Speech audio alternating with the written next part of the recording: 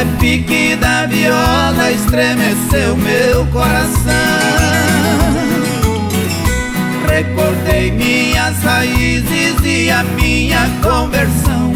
Moço simples lá da roça, mas por Deus vocacionado.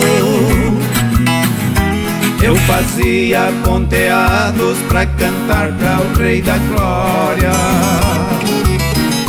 Fiquei logo conhecido por louvar ao som da viola.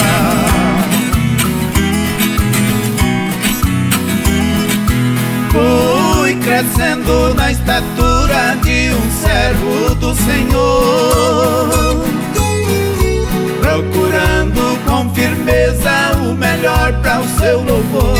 E na música que eu fazia muitas vezes meditava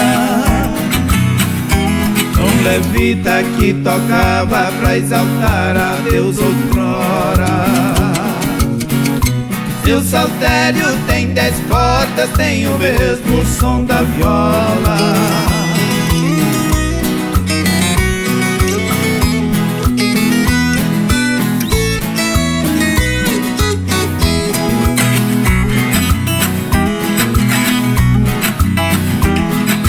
Não foi fácil esta guerra, muita espinha eu encontrei. Minha fé ficou fraquinha, quase que desanimei. Mas quem tem promessa firme não desiste e segue em frente. Sei que existe o maldizente, mas pra esse eu não dou bola. Eu já sei que Deus se agrada do louvor ao som da viola.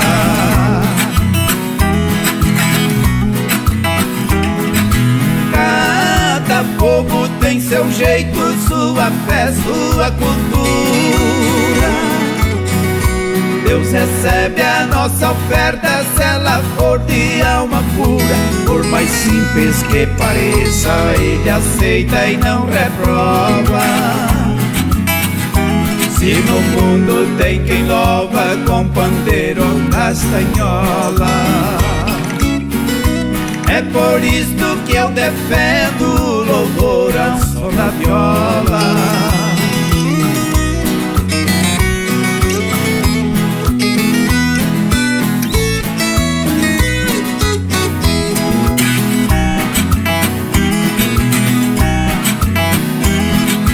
Pra cantar pra Jesus Cristo não me falta inspiração.